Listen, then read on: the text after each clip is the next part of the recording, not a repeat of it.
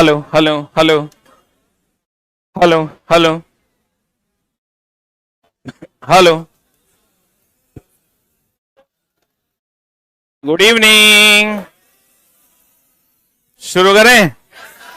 होली छुट्टी मना लिए ना? छुट्टा लाज नहीं हुआ रे, एक सप्ताह छुट्टी मार दिया। हाँ?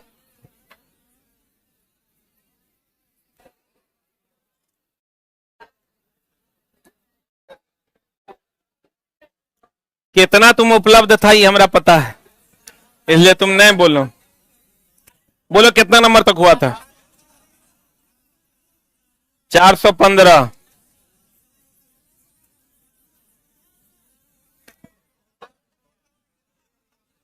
यहां से होना था, इसके बाद होना था, यहां से ना। अब देखो चला, हम लोग ये पढ़ते हैं, शुरू करें ना? सीधी बात, नो बकवास में आपका स्वागत है। आयरन जो है ये ऑक्सीजन से अभिक्रिया करता है। किससे अभिक्रिया करता है? हम लोग पढ़ भी लेते हैं कि आयरन ऑक्सीजन से अभिक्रिया करता है जल की उपस्थिति में। किसकी उपस्थिति में? किसकी उपस्थिति में? और ये बना देता है चला Fe2O3। क्या बना देता है? Fe2O3। अब हमको ये बताइए, इसी को हम लोग जंग कहते हैं। क्या कहते हैं चला? जंग कहते हैं। इसी को हम लोग कोरोजन भी कहते हैं। इसी को जंग कहते हैं और इसी को क्या कहते हैं? कोरोजन। अब देखो, एक मिनट होल्ड ऑन। अब मामला क्या है चला, कभी कभी जंग का फॉर्मूला होता है, Fe2O3 भी इसका फॉर्मूला होता है, और Fe3O4 भी। एक मिनट रुकना रे। कोरोजन और संक्षारण में अंतर है। कोरोजन होता है जंग लगना और संक्षारण होता है नष्ट होना। जंग लगने के बाद नष्ट होना संक्षारण कहलाता है। आप एग्जाम हॉल में जाइएगा, कहेगा कि बताइए आयरन और ऑक्सीजन की उपस्थिति में लोहे का नष्ट होना क्या कहलाता है? संक्षारण। क्या होता है? आज जो प्राथमिक प्रक्रिया है वो क्या है? जंग लगना। क्या है? तो देखो, जंग लगना या कोरोजन इसको कहते हैं। इसका जो रंग होता है वो लालिमा युक्त, एनसीईआरटी में लाइन है चला, लालिमा युक्त भूरे रंग का होता है। कौन रंग का होता है चला? लालिमा युक्त कौन रंग का होता है? भूरे रंग का होता है। देखो, कभी जंग देखे हो? जैसे हम लोग कहते हैं चला, बेरियम सल्फेट का रंग कैसा? कैसा? सफेद। लेड आयोडाइड का रंग कैसा? रंग तुमको कुछ ही पूछेगा, ये ध्यान रखना। जो तुमको रंग पूछेगा दोस्त मेरे, एगो पूछेगा बेरियम सल्फेट। बेरियम सल्फेट का रंग कैसा होता है? सफेद। उसके बाद पूछेगा लेड आयोडाइड। लेड आयोडाइड का रंग कैसा होता है? पीला। क्लोरीन रंगहीन होता है। क्लोरीन कैसा होता है चला? ये वो क्वेश्चन है जो तुमको भीड़ से अलग कर देगा। रंगहीन होता है। उसके बाद Fe2O3 ये लालिमा युक्त भूरे रंग का होता है। लालिमा युक्त। जैसे हम लोग पढ़ते हैं चला, जंग किस रंग का होता है? भूरे रंग का होता है। बताओ, N2O किस रंग का होता है? लेड नाइट्रेट जब टूटता है तो NO2 के N2O, NO2 के N2O, NO2। NO2 का रंग कैसा होता है? भूरा। NO2 का रंग कैसा होता है चला? भूरा। सिल्वर क्लोराइड जब टूटता है सिल्वर में, उसका रंग कैसा होता है? स्लेटी। सिल्वर क्लोराइड जब ये आगे है, अभी हम बताएंगे आपको, जल्दी से लिख।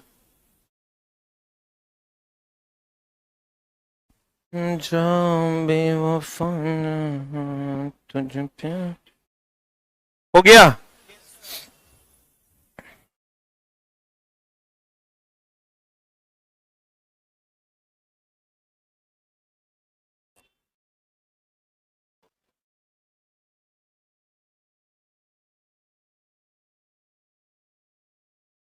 अरे हो गया, लिख लिए। Fe2O3 जो जंग का रंग होता है वो लालिमा युक्त किस रंग का होता है? भूरे रंग का। अब देखो चलाते, कहता है जंग, जंग जो है वो जल और ऑक्सीजन, इसके बदले में हम लोग कहेंगे जलवाष्प, दोनों की उपस्थिति में संभव है। यह लालिमा युक्त किस रंग का होता है? भूरे रंग का होता है। फिर कहता है डब्बा बंद, जितना भी डब्बा बंद है या बंद पदार्थों में जो खाद्य पदार्थ, डब्बा बंद छोड़ दो, कुरकुरे कह दो, चिप्स कह दो, कहीं पर अगर किसी भी बंद पात्र में किसी कार्यखंड को, किसी भी खाद्य पदार्थ को रखा जाता है तो उसमें कौन गैस रहता है? नाइट्रोजन। हम लोग ये पढ़ते हैं ना, कुरकुरे कौन गैस है? Nitrogen gas. कुरकुरे में कौन गैस? Nitrogen gas. तो वैसे ही अगर बंद डब्बा है तो उसमें कौन गैस भरा जाता है? कौन गैस? तो नाइट्रोजन गैस क्यों भरा जाता है? कथन निष्कर्ष में अगर पूछेगा तो आप कहिएगा कि नाइट्रोजन गैस जो है वो अभिक्रिया नहीं करता है अन्य गैसों से, इसलिए नाइट्रोजन गैस भरा जाता है, जिससे सड़न नहीं होता। जैसे फॉर एग्जांपल आप बल्ब में देखिए, आर्गन या नाइट्रोजन भरते हैं, ना वो जलता है ना जलने देता है, ना वो खुद नष्ट होता है ना दूसरे को नष्ट होने देता है। मतलब नाइट्रोजन अभिक्रिया की दर को धीमा करता है या रोक देता है। लिखिएगा, नाइट्रोजन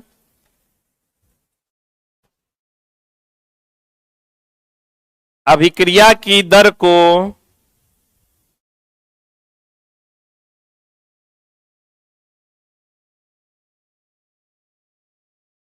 धीमा कर देता है।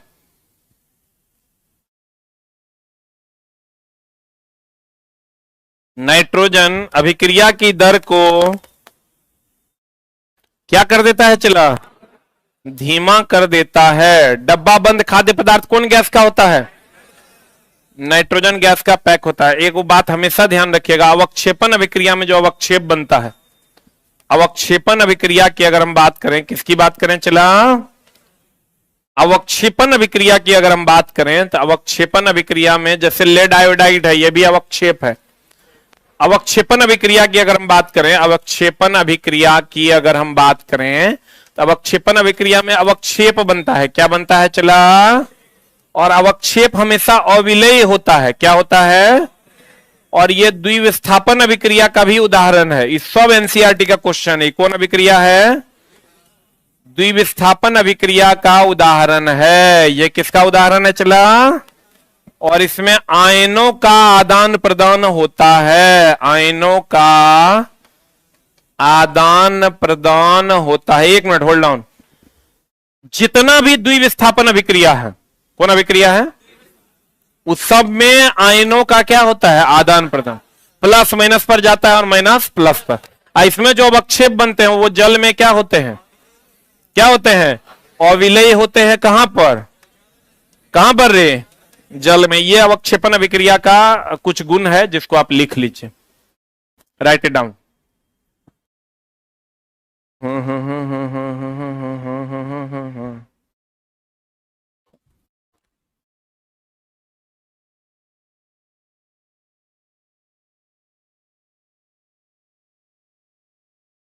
हो गया?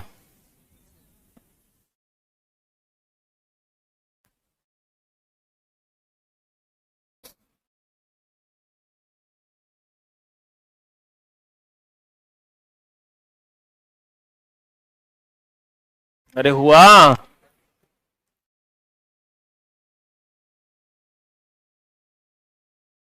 इस सप्ताह जो है चला एकदम 100% कंप्लीट हो जाएगा। अरे हुआ? बढ़े। और अगर आप क्लास रेगुलर किए हैं तो आपका जो नंबर नहीं बढ़ रहा था वो कम से कम 5 नंबर तो हर बच्चे का हर उस क्वेश्चन में बढ़ेगा जहां पर आपको दिक्कत होता है। अब देखो, अवक्षेपण अभिक्रिया में अविलेय, अब कभी कभी क्वेश्चन देगा अविलेय अवक्षेप बनाता है, कभी कभी देगा अविलेय लवण बनाता है। अवक्षेपण अभिक्रिया में अविलेय लवण बनता है। जैसे BaSO4 है, तो BaSO4 क्या है? लवण है। आप ये कैसे पहचान लेंगे कि हम लवण है? तो जकरा में H+ देगा वो क्या है? अम्ल है। जकरा में H+ देगा वो क्या है? अम्ल है। जकरा में OH- देगा वो क्या है? क्षार है। तो देखो, जकरा में H+ कहीं दिख रहा है क्या? OH- कहीं दिख रहा है क्या? इसका मतलब ना ये अम्ल है ना ये क्षार है, ये क्या है? लवण है। आप देख लीजिए NaCl में, NaCl में क्या दिख रहा है आपको? H दिख रहा है क्या? OH दिख रहा है क्या? दिख रहा है और नहीं दिख रहा है, इसका मतलब ये क्या है? लवण। क्या है ये?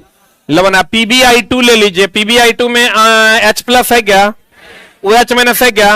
और नहीं है, इसका मतलब ये क्या है? लवण। मेरे बुझा रहा है? अगर H प्लस होगा तो क्या होगा? अम्ल। OH माइनस होगा तो क्या होगा? क्षार। और अगर दोनों में से कुछ नहीं है तो कैसा दिखेगा? लवण। लेकिन ये हर जगह अप्लाई नहीं होता है। जैसे आप कॉपर सल्फेट ले लीजिए, कॉपर सल्फेट अम्लीय नहीं है, चला कॉपर सल्फेट का जलीय विलयन अम्लीय है। कॉपर सल्फेट अम्लीय नहीं है, कॉपर सल्फेट का जलीय विलयन अम्लीय होता है। बोलो रे। तो कहने का मतलब यह हुआ कि अब लवण आप लगभग पहचान लीजिएगा, देख लीजिएगा तो कैसा लग रहा है? लवण जैसा। क्यों? क्योंकि जो H प्लस देगा वो क्या है? अम्ल। जो OH माइनस देगा वो क्या है? क्षार। ना इसमें H प्लस है ना इसमें OH माइनस है, क्या होगा? लवण होगा। क्या होगा? ये लवण होगा। तो कहते हैं चला, अभी हम इसी बात पर चर्चा कर रहे थे, ये भी क्वेश्चन आपको एनसीईआरटी में दिखेगा। AgCl2 जब सूर्य की उपस्थिति में, सूर्य के प्रकाश की उपस्थिति में, सूर्य के प्रकाश की उपस्थिति में जब अभिक्रिया करेगा तो Ag plus plus plus 2Cl minus देगा। रुक रुक, चांदी का कलर कहेगा तो ये चमकीला होता है। ध्यान देना, चांदी का कलर कैसा होता है? चमकीला। कि कोई भी मार देगा सफेद होता है। चांदी कैसा होता है? सफेद। सब जानता है, वेल नोन है आपके लिए कि चांदी कैसा होता है। चांदी कैसा होता है? चांदी कैसा होता है? कैसा? सफेद ना। लेकिन जब सिल्वर क्लोराइड जब सिल्वर में टूटेगा ना तो ये जो सिल्वर है इसका रंग स्लेटी होता है। यही क्वेश्चन इस बार पूछा था रेलवे, हमको लगता है 10 बार ये क्वेश्चन पूछा, 10 बार ये क्वेश्चन पूछा कि जब सिल्वर क्लोराइड सिल्वर में टूटेगा तो उसका सिल्वर का रंग कैसा हो जाएगा? स्लेटी। और ये सूर्य के प्रकाश की उपस्थिति में टूटता है, इसलिए इसको हम प्रकाशीय अपघटन अभिक्रिया कहते हैं। कौन अपघटन? अरे रुक जाए यार, क्वेश्चन नहीं बनेगा, चला सब गड़बड़ी में फंस जाएगा। हम वो सभी क्वेश्चंस तुम बना सकता है, बल का ऐसे मात्रक, न्यूटन, विद्युत धारा का ऐसे मात्रक, एम्पियर, ये सब तरह से बन जाएगा। ऐसे क्वेश्चंस को एकदम आसानी से आप थोड़ा सा अगर कंसंट्रेट करके देखिएगा तो आप ऐसे क्वेश्चंस भी बना पाइएगा। सिल्वर क्लोराइड, हम कहते हैं प्रकाश की उपस्थिति में अगर अपघटन, अपघटन का मतलब होता है टूटना, लाइसिस बोलते हैं इसको। लाइसिस का मतलब क्या होता है? टूटना। प्रकाश की उपस्थिति में अगर टूटेगा प्रकाशीय अपघटन, विद्युत धारा की उपस्थिति में टूटेगा विद्युतीय अपघटन, और उष्मा की उपस्थिति में टूटेगा उष्मीय अपघटन। ये प्रकाश की उपस्थिति में टूट रहा है इसलिए इसको हम लोग प्रकाशीय अपघटन कहते हैं। तो जब ये सिल्वर क्लोराइड सिल्वर में टूटेगा तो इसका रंग कैसा होगा? स्लेटी। वैसे ही अगर पीबी लेड नाइट्रेट, अभी तुरंत हम बताए थे, PbNO3 ये जो टूटता है तो क्या बनाता है? NO2 की N2O क्या बनाता है? और NO2 का रंग कैसा होता है? अभी तुरंत बताए थे भूरा। यही सब चला, कुछ 10-15 क्वेश्चन है जो घूम रहा है मार्केट में। बेरियम सल्फेट अगर बनाएगा तो कैसा रंग देगा? सफेद। कैसा देगा? लेड आयोडाइड होगा तो कैसा रंग देगा? पीला। हम सबको एक जगह लिखाई दिए हैं, वहां इसलिए ही नहीं लिखाया चला कि जब सिल्वर क्लोराइड, सिल्वर का रंग चांदी का होता है सफेद, लेकिन अगर सिल्वर क्लोराइड टूटेगा सिल्वर में तो इसका रंग कैसा हो जाता है? स्लेटी। बुझा रहा है? तो कहते हैं गौर फरमाइए, रिएक्शन लिख लिए, राइट डाउन द रिएक्शन।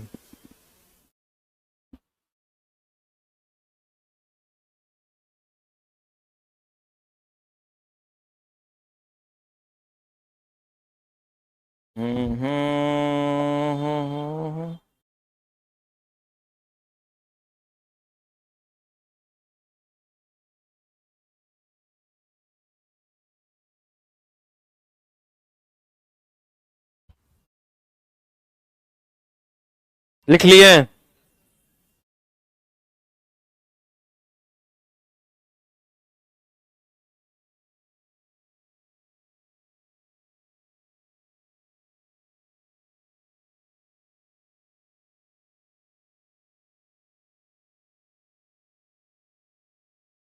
अरे हो गया।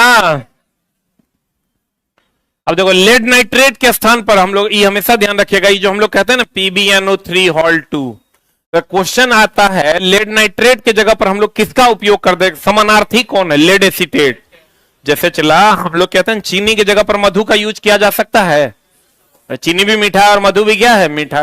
अब बच्चा चला कोई है, उसको कड़वा लग गया तो हम लोग चीनी डाल देते हैं, चीनी नहीं है तो मधु डाल देते हैं। मधु मतलब गुटखा नहीं, मधु शहद। तो लेड नाइट्रेट के जगह पर हम लोग किसका उपयोग कर सकते हैं? लेड एसीटेट का। ई भी इस बार चला सुपर टॉप क्वेश्चन में से एक था। उसके बाद डिकेंस विधि, कौन विधि चला?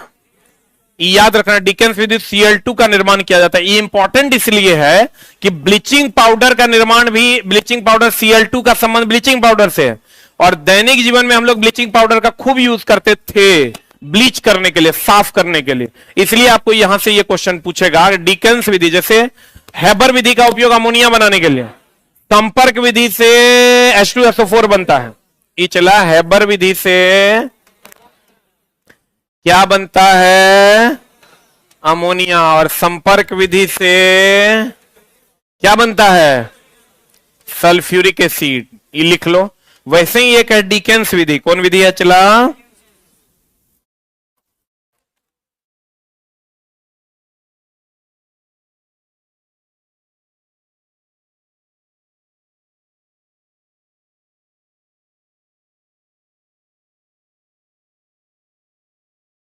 चला, अगर साउंड सही है तो कृपया एक टाइप करें।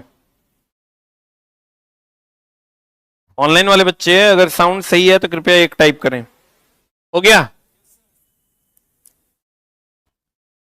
डिकेंस विधि, क्लोरीन का निर्माण किया जाता है और O3H2O2 HNO2 ऑक्सीकारक तथा अवकारक दोनों है। ये चला क्वेश्चन यहां से पूछता है कौन कौन? ओजोन, H2O2 HNO2, ये ऑक्सीकारक और अवकारक दोनों है। मतलब इलेक्ट्रॉन का त्याग भी कर सकता है और इलेक्ट्रॉन का ग्रहण भी कर सकता है। जैसे हम लोग उभयधर्मी पढ़ते हैं ना चला जी, उभयधर्मी जो इसमें अम्लीय और क्षारीय दोनों का गुण रहता है, वो कौन कौन है उभयधर्मी में?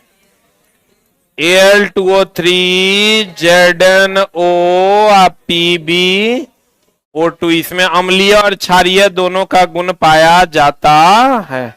लिख लो। वैसे ही ऑक्साइड, ऑक्सीकारक और अवकारक दोनों का गुण पाया जाता है O3 में, H2O2 HNO2 में।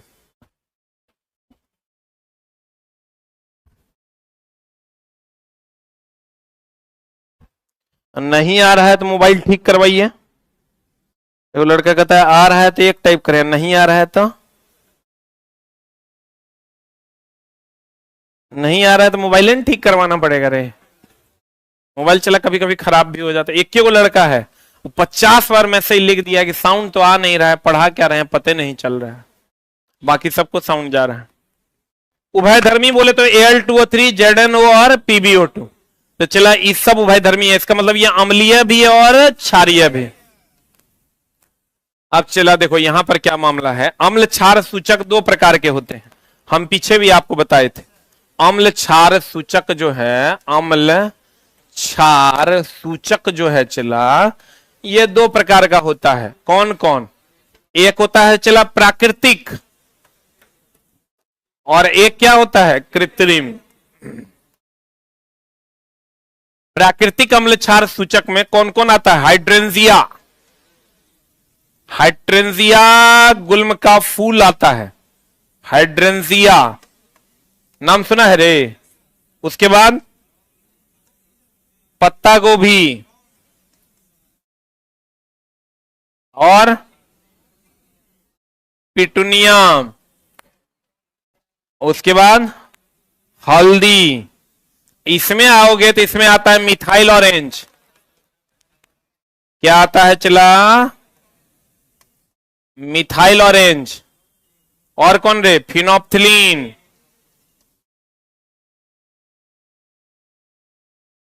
Methyl orange, phenolphthalein. एक कृत्रिम अम्ल क्षार सूचक है। यहां पिटुनिया लिखल है, पिटुनिया की पंखुड़ियां। ये हमारे यहां नहीं पाया जाता लेकिन होता है। मिथाइल ऑरेंज, फिनोप्थिलीन, हाइड्रेंजिया गुल्म का पौधा, पत्ता, पत्ता गोभी, पिटुनिया की पंखुड़ी, हल्दी, ये सब चला प्राकृतिक अम्ल क्षार सूचक है। कृत्रिम में आ गया मिथाइल ऑरेंज, फिनोप्थिलीन। जो कृत्रिम अम्ल क्षार सूचक है।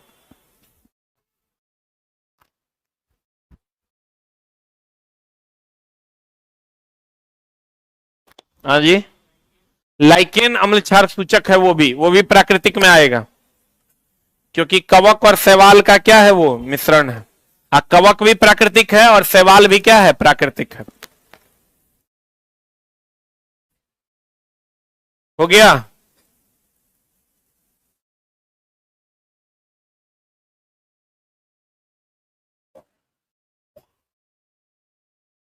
अरे हुआ।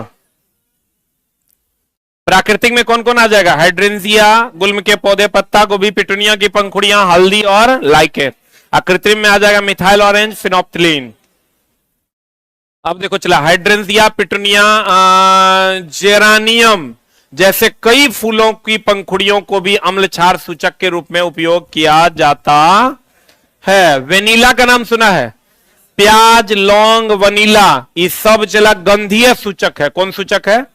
गंध का मतलब होता है घ्राण, गंध का मतलब घ्राण सूचक भी इसको कहते हैं। तो कहते हैं वेनिला, प्याज, लौंग, तेल का उपयोग गंधीय सूचक के रूप में किया जाता है, या इसी को हम लोग क्या कहते हैं, चला घ्राण सूचक कहते हैं। कौन सूचक कहते हैं? घ्राण सूचक कहते हैं। लिख लिए?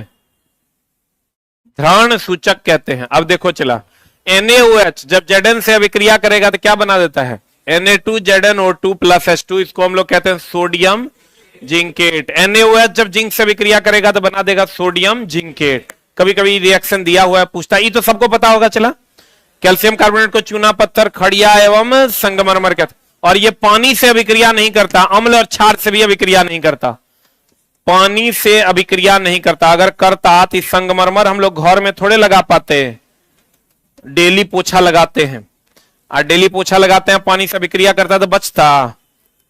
पानी से अभिक्रिया नहीं करता है। कौन? Calcium carbonate. कैल्शियम कार्बोनेट चला बनता किससे है? CaO। CaO जब CO2 से अभिक्रिया करता है तब बना देता है CaCO3, जिसको हम चूना पत्थर, खड़िया, चौक या संगमरमर कहते हैं।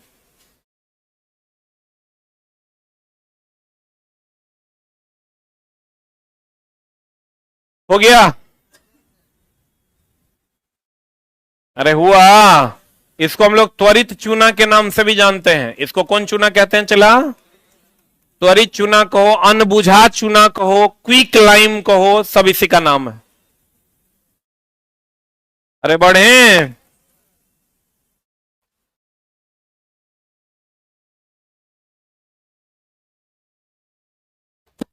जब वर्षा जल का पीएच का मान 5.5 से कम होगा तो क्या होगा? वो अम्लीय वर्षा होगा। और वर्षा हम लोग क्या कह देते हैं? चला, वर्षा का जल शुद्ध जल है जिसका पीएच मान 7 होता है।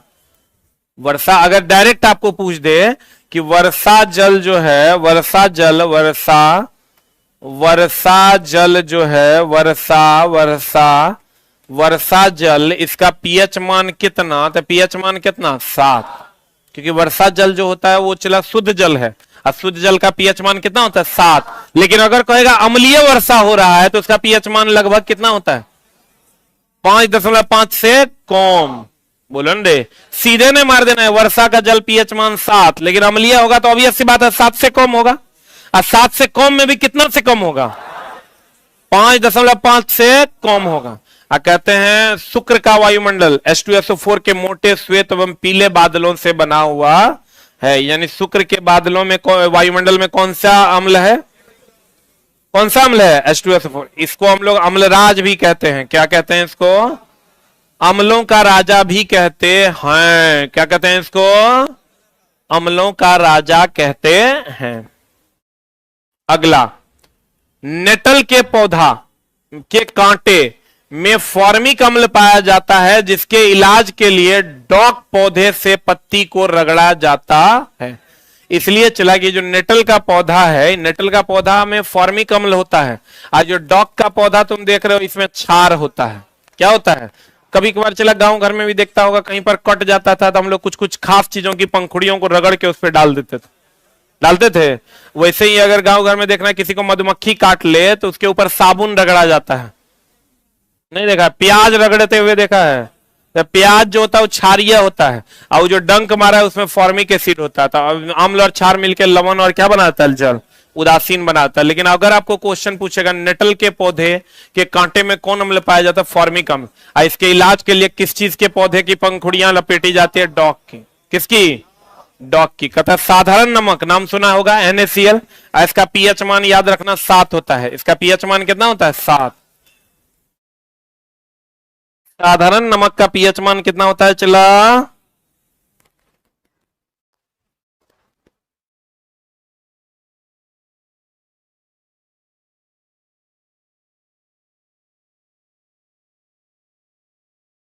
लिखे,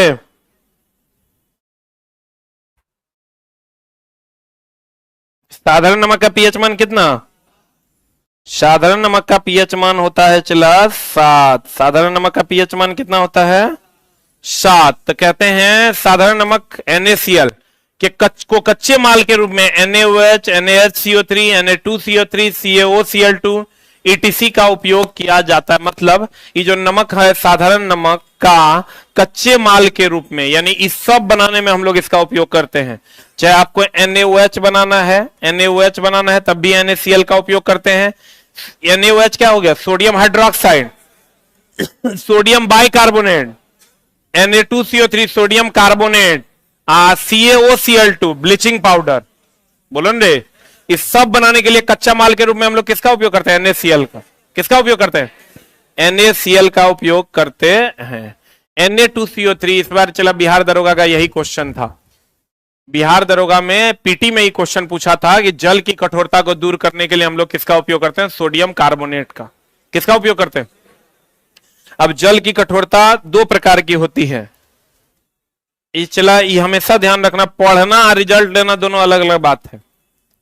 पढ़ना बहुत आसान है, रिजल्ट लेना थोड़ा सा मुश्किल है। वहां 1 नंबर से मामला गड़बड़ा जाता है, 0.25 से मामला गड़बड़ा जाता है। ये इसलिए होता है कि आप जो पढ़ रहे हैं उसको रिजल्ट के लिए नहीं पढ़ रहे हैं, आप समझने के लिए पढ़। रिजल्ट के लिए पढ़िएगा तो 1 स्टेप ऊपर जाके आपको पढ़ना पड़ेगा। 1 स्टेप जब ऊपर मास्टर पढ़ाएगा तो आप कहेगा ये सब की पढ़ा रहा है तू, ये सब बुझाएगा, ये सब पूछेगा, तो वो चला उससे काम नहीं होना है। ये समझ लो कि वैकेंसी तो चला आ जाएंगी और चली जाएंगी। 1 नंबर का झोल इधर उधर होता है। अब बाकी बच्चे 1 नंबर से तो और जितना वैकेंसी होगा कम से कम 50 गुना बच्चा पीछे रहेगा। जितनी आपकी वैकेंसियां होती है मात्र 1 नंबर से उसका 50 गुना बच्चा पीछे रहता है। इसलिए आपको एक लेवल में जाके कंटेंट को पढ़ना होता है। जैसे हम बोले थे इस बार जो बिहार दरोगा में पूछा टीन वाला जो क्वेश्चन है वो कोई नहीं बनाया, क्योंकि सब जो है उसेंट फलना चिलना रट के गया तो रटले जैसा होगा, चला वो बनेगा नहीं। क्वेश्चन था जबकि एकदम आसान, टीन और जिंक वाला क्वेश्चन था। जो पढ़ा होगा एक लेवल का कंटेंट उससे बन गया। 1 नंबर से किसी का हुआ और किसी का नहीं हुआ। तो लेकिन अगर आप एफर्ट फिर लगाते हैं 4-5 बार, चला ऐसा थोड़े कि पहली बार में आपको सफलता मिल जाएगी। आप एफर्ट बरकरार रखिए, 100% सफलता आपको मिलेगी, जिसका 0.25 से या 0.5 से नहीं हुआ है। लेकिन चला उसके लिए आपको नेक्स्ट लेवल में जाके कंटेंट पढ़ना होगा। नेक्स्ट लेवल में जैसे कंटेंट पढ़ाएगा तो आपको समझने में दिक्कत होगी, दिमाग आपको भारी भारी फील करेगा, तो आपको लगेगा धूर साला की पढ़ा रहा है, बुझाइए नहीं रहा, क्योंकि पीछे तो कुकर्म किए हुए हैं, पीछे तो सही कर्म किए नहीं है। तो चला वो दिक्कत होवे करेगा, नहीं होने का कोई बात नहीं है। तो तब तुम दोष देगा कि दो ही सब पूछता है, मास्टर तो खाली फालतू कम पढ़ाता है। अब देखो चला Na2CO3 जल की कठोरता, जल 2 प्रकार का होता है। जल 2 प्रकार का होता है, एक होता है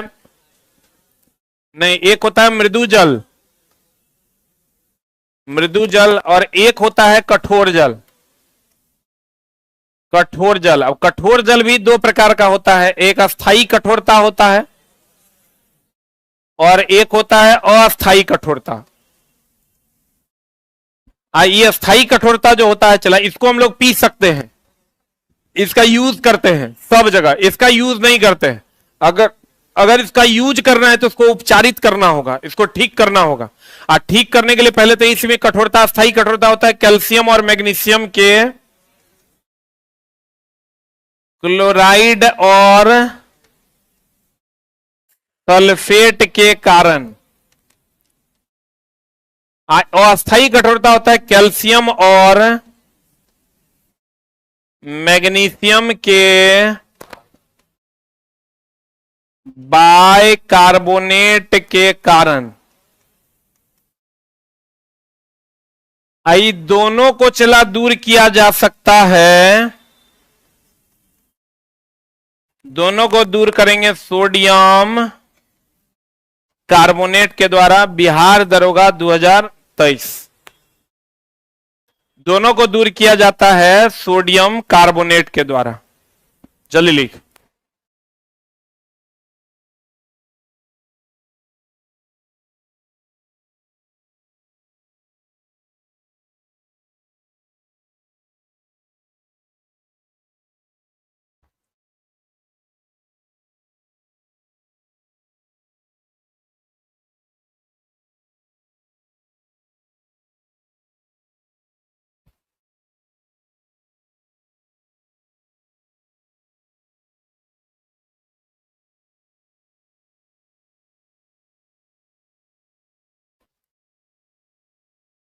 हो गया?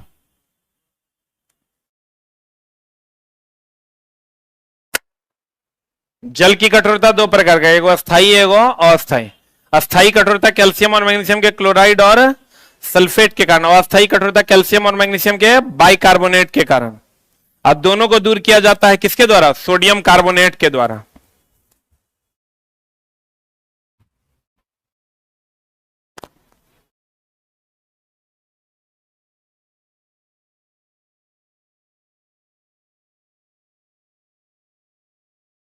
अरे हुआ हो,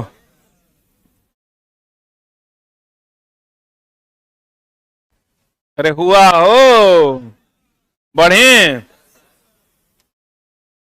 अब देखो Na2CO3 का उपयोग अभी तुरंत हम बनाए हैं। सोडियम कार्बोनेट जल की अस्थाई और अस्थाई कठोरता दोनों दूर करने के लिए उपयोग किया जाता है। आप जाके देख लीजिएगा, बिहार दरोगा का क्वेश्चन है और बहुत ही सिंपल क्वेश्चन है, एकदम आसानी से अब आप बना पाइएगा। दांत का इनामेल सबसे कठोर भाग है कि मुलायम भाग है?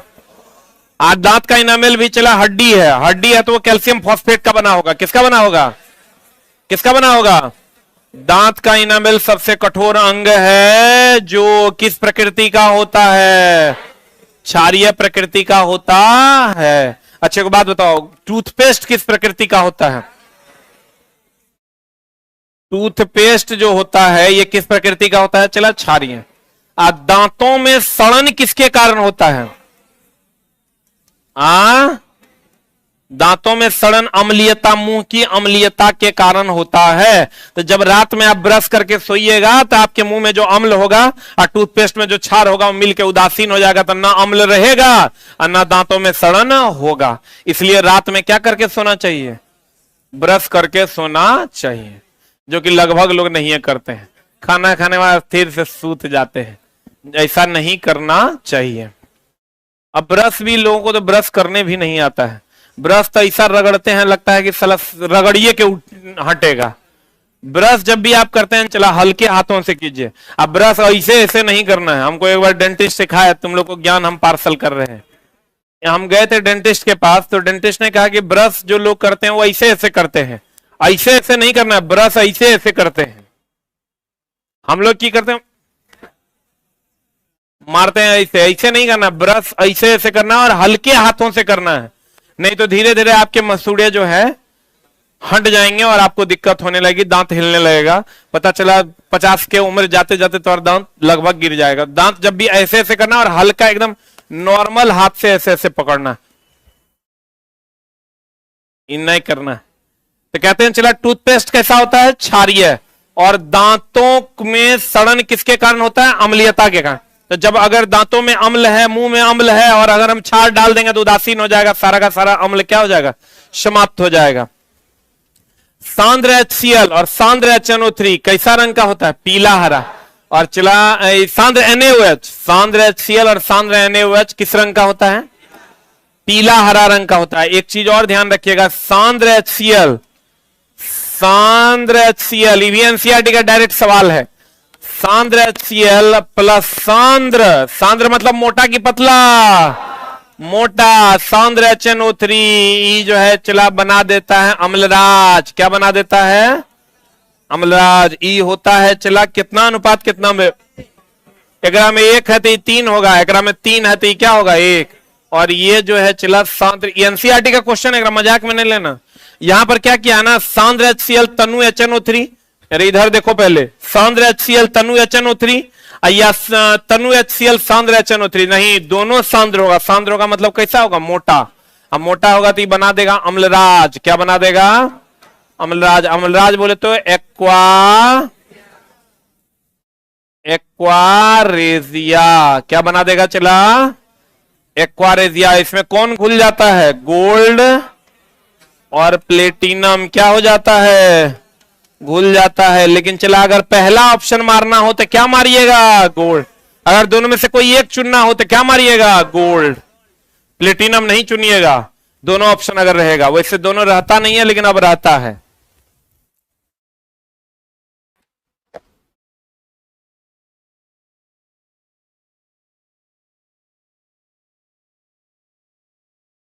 सर मेरे गांव समस्तीपुर में आज गेहूं में आग लगने से पूरा चौर का गेहूं जल गया।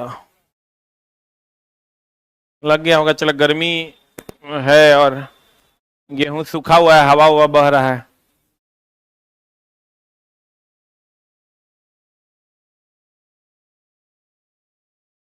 किसान चला बड़ा आशा लगा के रखता है कि गेहूं होगा तो फलना काम करेंगे, चिलना काम करेंगे। हमको लगता है मेरे जुड़े हुए लोग जो हमसे हैं 10 से 12 लोग ऐसे हैं जो मकई होगा उसके भरोसे हमसे पैसा लिए हुए हैं कि मकई हो जाएगा दे देंगे। अब पता चला गेहूं हो जाएगा दे देंगे। अब पता चला गेहूं होने वाला है, अब बारिश हो गया, सब गेहूं सूत गया और गेहूं उठवे नहीं करेगा, इतने इतने गेहूं होगा। किसान चला समझो बच बचा के ही उसका फसल होता है। कब फसल मरा जाएगा कहना मुश्किल है। तू सब किसान का बच्चा है, सब ये बात जानता होगा। सही तरीके से को पेंट शर्ट नहीं पहन पाया होगा अभी तक। तो अगर किसान का बच्चा होगा तो 2 बीघा 4 बीघा खेत होगा तब वो। कुछ कोई लोग हैं जो व्यवसायी के बच्चे हैं तो उन लोगों के पास पैसा होगा। जो व्यवसायी जिनके पिताजी करते हैं उनको पैसा पे पूरा घमंड रहता है क्योंकि हर महीना उनके घर में पैसा आता है। लेकिन किसान 6 महीना पे उसके घर में पैसा आता है। हमको लगता है 2000-2500 के जींस खरीदने के लिए थोड़ा 2 क्विंटल अनाज बेचना पड़ेगा तब ने वो जींसवा खरीदाएगा रे। ई तोरा में हिम्मत नहीं है। इसलिए चला जो लोग व्यवसाय से नहीं जुड़े, व्यवसाय से जुड़ा है देखो डेली कपड़ा बदलेगा वो, पैसा का डेली गर्मी देखेगा तुम तो अपने तरह पता चलेगा। हम कह देंगे कि अगर पिताजी व्यवसाय करते हैं, एकदम चेहरे पे होकर लिखल है कि अगर पिताजी किसान है, तुमको चमकता हुआ चेहरा दिख जाएगा कि अगर बाप गवर्नमेंट जॉब में वो बता देंगे। लेकिन मुफ्त काम अपना टाइम बर्बाद नहीं करेंगे। देखो लड़का में कि लड़की में, लड़की में देखो बता देते हैं। व्यवसाय की सरकारी नौकरी, सरकारी करे। पापा क्या करते हैं तुम्हारे, बताओ। किसान नहीं ना है, नौकरी करते हैं, धंधा होगा क्या चीज का, अब बोलो न दे, दुकान है। हाँ ठेकेदार हैं, बात। चला पैसा जगह घर में है होकर बाहर दिखता है पैसा, गरीबों का दिखता है गरीबी। इसलिए हे गरीब लोग कृपया पढ़ाई पे ध्यान दें क्योंकि कलम ही तुम्हारा हथियार है, ठीक है ना। न तो मामला हो जाएगा गड़बड़। करे तो बाबूजी की करते हैं, स्टैंड अप। पिताजी नहीं है, क्या करते हैं, हाँ कोर्ट में लिखा पढ़ी करते हैं, जमीन वाला।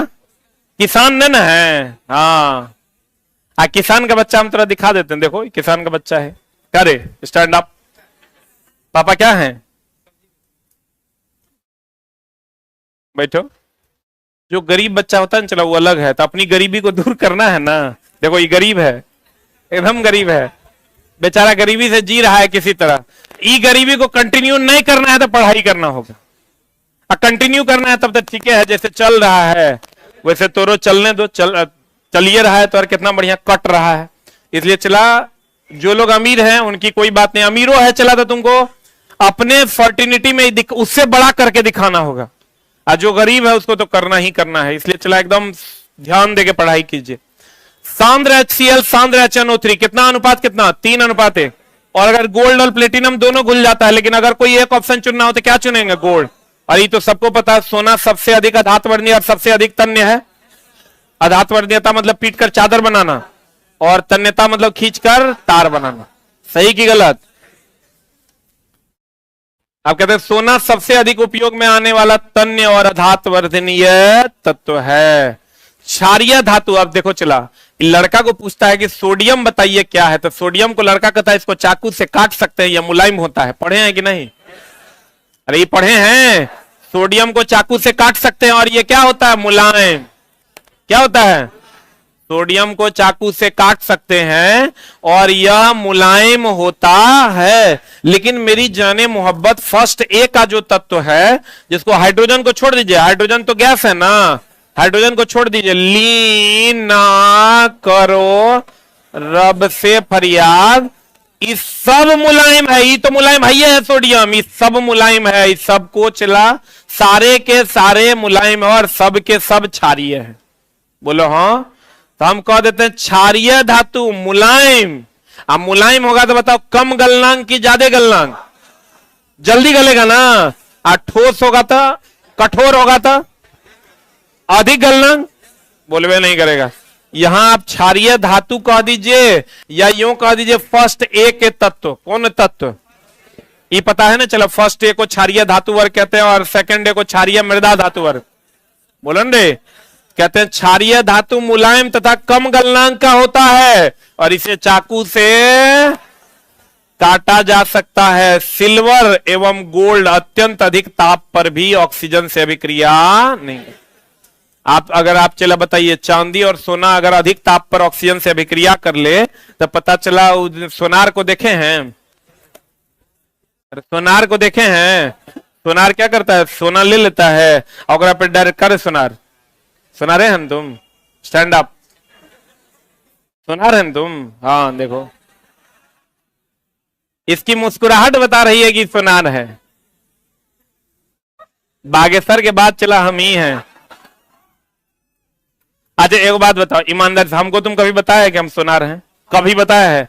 अभी इससे बात कर रहा था, वो एक्सप्रेशन से लग रहा था इसका दोस्त इसकी ओर ऐसे देख रहा था, अरे सुनार तू ही तो है। हम बुझ गए कि छोटा सुनार है ये। बैठो, यही बात ना था रे। ये चला, ये दोनों जो आपस में आंख से जैसे देखा ना, उससे लग गया कि छोटा जो है सोनार है। अब सोनार क्या करता है? यही सब उचला बाबा लोग करते हैं।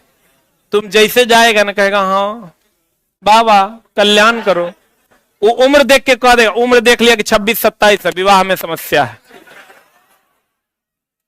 जल्दी दूर होगा, नौकरी की समस्या है। आज जैसे देख लेगा बुढ़वा है, कह देगा सामाजिक पारिवारिक कलह, बेटा बहुत दिक्कत कर रहा है, बेटा और बहू से तुम बहुत परेशान। जी बाबा जी बहुत परेशान। तो कहते हैं चला कि सिल्वर की अगर हम बात, उम्र देख के अपने देख लेगा, छोटा बच्चा बुझ जाता है, WBC अगर बहुत ज्यादा जनरेट नहीं हुआ होगा, रोग प्रतिरोधक क्षमता अगर बढ़िया रहा होगा, कहेगा हाँ आपके बच्चे हैं, बच्चा लेके तुम जाओ, कहेगा हाँ बच्चे के स्वास्थ्य पे असर रहता है, कहेगा हाँ अरे छोटा बच्चा का तबियत हमेशा खराब ही रहता है, क्योंकि WBC धीरे धीरे बनता है, ठीक ना। वो 10 साल का, 8 साल 7 साल का होगा तब तक उसका तबियत सर्दी खांसी बुखार लगा हुआ रहता है, तो वो जानता है कि भैया बच्चा है तो तबियत खराब होवे करेगा। जैसे तुम बच्चा लेके पहुंचा छोटका, कहेगा हाँ बच्चे का स्वास्थ्य ठीक नहीं रहता, बाबा कल्याण करो बाबा। अरे छोटा, कहते हैं सिल्वर एवं गोल्ड कौन कौन चला?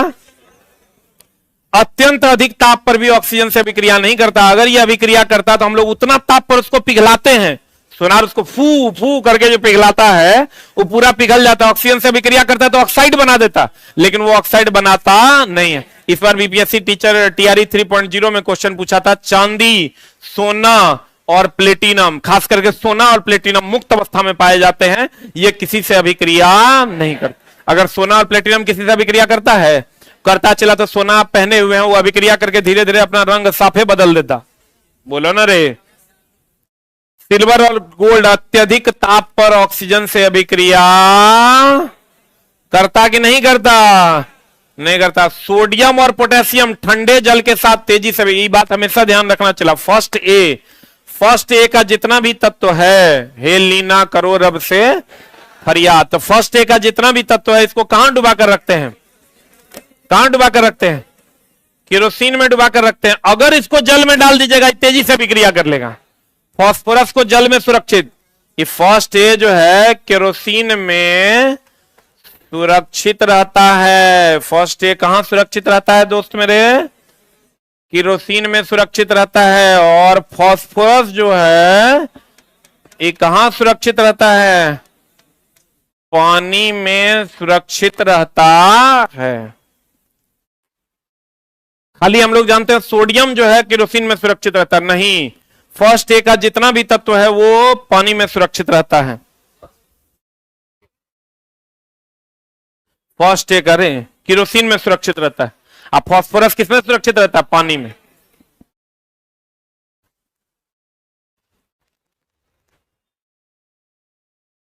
हो गया?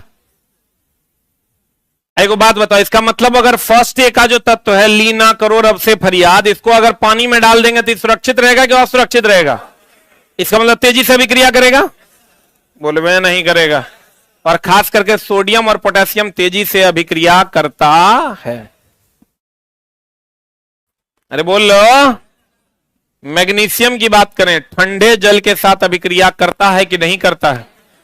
नहीं करता, बल्कि गर्म जल के साथ धातु के ऑक्साइड Mg2O और हाइड्रोजन प्रदान करता है। Mg जो है चला जल से अभिक्रिया नहीं करता, लेकिन जब गर्म जल दोगे, कौन जल दोगे चला? गर्म जल अगर दे दोगे, गर्म जल दे दोगे, गर्म जल दे दोगे तो ये अभिक्रिया कर लेगा और ये बना देगा MgO। आप प्लस कौन गैस निकाल देगा? Hydrogen gas. मैग्नीशियम जलने पर भी चला ऑक्सीजन MgO ही देता है। Mg जब ऑक्सीजन से अभिक्रिया करेगा और तब जब जलेगा तब भी ये क्या दे देगा? MgO दे देगा। क्या दे देगा चला? लिख लो जल्दी से।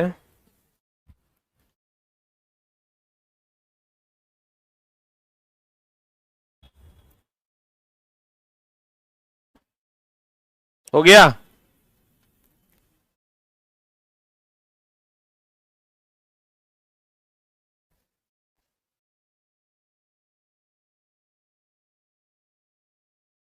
अरे हुआ? पीबी बोले तो सीसा, Cu, Ag, Au जल के साथ बिल्कुल भी अभिक्रिया नहीं करता। अब देखो चला, ये क्वेश्चन जब पूछता है कि सीसा जल से अभिक्रिया करता है नहीं करता है, कर भी सकता है नहीं भी कर सकता है, तो नहीं करता है। अगर चला करता तो शीशा के गिलास में हम लोग जल पी पाते हैं? ये जो शीशा का गिलास है एकरा में जल पी पाते हैं हम लोग? नहीं पी पाते। अगर ये जल से अभिक्रिया करता तो ये अपने अभिक्रिया कर करके अभी तक हमारा पेट में घुस गया रहता। सोना चांदी ये सब भी अगर जल से अभिक्रिया करता तो हम लोग सोना का चेन पहनते हैं, अब पहन के हम लोग चला नहा लेते हैं, तो का वो घुल जाता है? ओकरा में घुल जाता तो पता चला लोग नहाने से पहले ओकरा खोल देता। शरीर के पसीने से ही पता चला कि कंगन जो है पिघल जाता। तो इसलिए सोना चांदी सीसा कॉपर ये सब जल से अभिक्रिया नहीं करता। अभी तुरंते बताए थे कैल्शियम कार्बोनेट ये भी जल से अभिक्रिया नहीं करता। अगर करता चला तो संगमरमर जो है वो जल से अभिक्रिया कर न लेता, तो हम लोग पोछा डेली लगा पाते। तो कहते हैं PbCu AgAu जल के साथ बिल्कुल भी अभिक्रिया नहीं करता। सबसे कम अभिक्रियाशील वाला धातु स्वतंत्र अवस्था में पाया जाता है, यही पूछा इस बार बीपीएससी टीआरई में, बीपीएससी टीआरई 3.0 में। बीपीएससी टीआरई 3.0 का ये सवाल है चला कि सबसे कम अभिक्रियाशील वाली धातु और स्वतंत्र अवस्था में पाया जाता है कौन? चांदी, सोना, प्लेटिनम, कॉपर। इस सबसे कम अभिक्रियाशील है क्योंकि ये रिएक्टिविटी सीरीज में भी सबसे नीचे है। और सबसे अधिक अभिक्रियाशील कहेगा सोडियम और पोटेशियम। इसी को बढ़ा के लिख लो। ये तो जानते हो, चला बताओ सोना चांदी कॉपर केकरो से अभिक्रिया करता है? करता है। करता तो हम लोग सोने का यूज आभूषण बनाने में कभी कर पाते, लेकिन चला सोडियम लेकिन सोडियम और पोटेशियम, सोडियम और कौन चला पोटेशियम जल से, किससे? जल से तेजी से अभिक्रिया करता है। सोडियम और पोटेशियम जल से तेजी से अभिक्रिया करता है, जबकि सोना, चांदी, कॉपर, प्लेटिनम ये सब जल से अभिक्रिया नहीं करता है और स्वतंत्र अवस्था में पाया जाता है। किस अवस्था में पाया जाता है? जैसे अभी आप बताइए तो कहीं पर सोडियम आप देख रहे हैं, कहीं पर रखल है स्वतंत्र अवस्था में, कहीं पर सोडियम देख रहे हैं क्या? लेकिन सोना देख रहे हैं कि नहीं देख रहे हैं? बोलो न रे। इसका मतलब सोना भी देख रहे होंगे, चांदी भी देख रहे हैं, कॉपर भी देख रहे हैं, प्लेटिनम आप नहीं देख पा रहे हैं, लेकिन सोना, चांदी, कॉपर, प्लेटिनम इस स्वतंत्र अवस्था में पाया जाता है क्योंकि ये किसी से अभिक्रिया नहीं करता। कुछ लोग चांदी पर डाउट करेंगे, चांदी तो काला हो जाता है, तो वो उसका अपवाद है कि चांदी जो है वो कुछ समय के बाद कैसा हो जाता है? काला। लेकिन शुद्ध चांदी लीजिएगा तो जल्दी काला नहीं होगा। अब देखो चला, Cu एवं Ag यानी कॉपर और चांदी अपने सल्फाइड एवं ऑक्साइड के रूप में भी संयुक्त अवस्था में पाया जाता है। यह क्वेश्चन बिहार दरोगा में इस बार पूछा था कि Cu जो है वो बना देता है Cu2O, जिसका रंग कैसा होता है? हरा।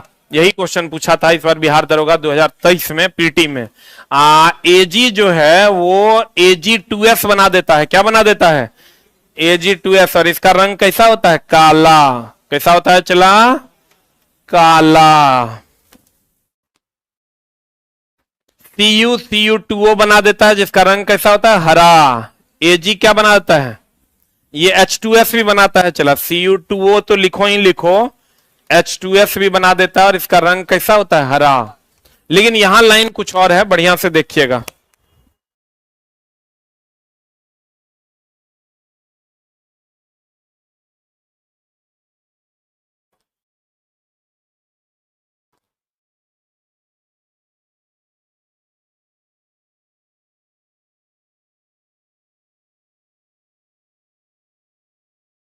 हो गया? अरे हुआ। अब कहता है चलो कॉपर और चांदी अपने सल्फाइड, देख लो, कॉपर से कॉपर सल्फाइड और सिल्वर से सिल्वर ऑक्साइड के रूप में भी संयुक्त अवस्था में पाया जाता। संयुक्त मतलब जुड़ा हुआ, संयुक्त मतलब जुड़ा हुआ, लेकिन अधिकतर यह स्वतंत्र अवस्था में पाया जाता है। अधिक अभिक्रियाशील वाले धातु, अधिक अभिक्रियाशील वाले धातु कौन कौन हो गया? चला हम बोले sodium, potassium, sodium, potassium, calcium, magnesium, aluminium. अधिक अभिक्रियाशील वाले धातु स्वतंत्र रूप में नहीं पाए। आप खाली सोना अकेले देखिएगा, लेकिन पोटेशियम अकेले नहीं देखिएगा, सोडियम अकेले नहीं देखिएगा। सोडियम को देखिएगा NaOH के साथ, फलना के साथ, चिलना के साथ, क्योंकि यह दूसरे से अभिक्रिया करके एक दूसरे को आपस में क्या कर लेता है? जोड़ लेता है। बोलवे नहीं करेगा। कहते हैं अधिक अभिक्रियाशील वाले धातु स्वतंत्र रूप में नहीं पाए जाते हैं। जैसे जो अधिक अभिक्रियाशील है चला, वो स्वतंत्र रूप में अकेले कभी नहीं पाया जाएगा, वो किसी न किसी से जुड़ जाएगा। बोलो हाँ। जो अधिक अभिक्रियाशील है वो किसी ना किसी से जुड़वे करेगा, वो स्वतंत्र अवस्था में पाया नहीं जाएगा। अभी आप कहीं पर भी आप देखिएगा, जो ज्यादा अभिक्रियाशील है वो किसी न किसी के तरफ हो जाएगा, वो न्यूट्रल नहीं रह सकता है। जैसे सोडियम ले लीजिए, अकेले नहीं होगा, NaOH होगा। सोना अकेले होगा, चांदी अकेले होगा। क्यों? क्योंकि यह अभिक्रियाशील नहीं है। लेकिन अन्य चीजें जो है, जैसे सोडियम हो गया, पोटेशियम हो गया, कैल्शियम हो गया, ये किसी के साथ जुड़ा हुआ होगा, अकेले नहीं होगा। कहते हैं अधिक अभिक्रियाशील वाले धातु स्वतंत्र रूप में नहीं पाए जाते हैं, इसलिए इसे विद्युत अपघटन विधि द्वारा प्राप्त किया जाता है। Sodium, potassium, calcium, magnesium, aluminium, इस सबको कौन विधि द्वारा प्राप्त करते हैं? विद्युत अपघटन। इस सब चला पिछले बार का पूछा हुआ क्वेश्चन है। कौन विधि द्वारा प्राप्त करते हैं? विद्युत अपघटन। अब विद्युत अपघटन क्या है? विद्युत धारा दे के अपघटित करना अर्थात तोड़ना विद्युत अपघटन कहलाता है। तो आपको क्वेश्चन पूछेगा कि बताइए सोडियम, पोटेशियम, मिला भी होगा, हम लोग टेस्ट के दौरान ये क्वेश्चन पढ़ते भी थे। सोडियम, पोटेशियम या कैल्शियम ये किस विधि द्वारा प्राप्त किए जाते हैं? तो हम कहेंगे विद्युत अपघटन विधि। कौन विधि द्वारा? विद्युत अपघटन विधि द्वारा प्राप्त किया था। जिंक ले लो, आयरन ले लो, सीसा ले लो, पृथ्वी की भूपरपट्टी में यह ऑक्साइड और सल्फाइड और कार्बोनेट के रूप में पाए जाते हैं। जिंक ऑक्साइड के रूप में रहता है, ZnO के रूप में, ZnO के रूप में रहता है, तो इसको हम लोग दार्शनिक पुष्प के नाम से जानते हैं। कौन पुष्प के नाम से? दार्शनिक पुष्प, या इसी को हम लोग यसद पुष्प के नाम से जानते हैं। किसके नाम से जानते हैं चला? यसद पुष्प के नाम से जानते हैं, या इसी को हम लोग फिलोसफर उल के नाम से जानते हैं।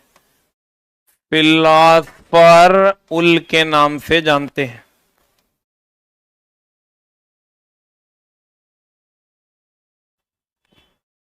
किसके नाम से जानते हैं चला?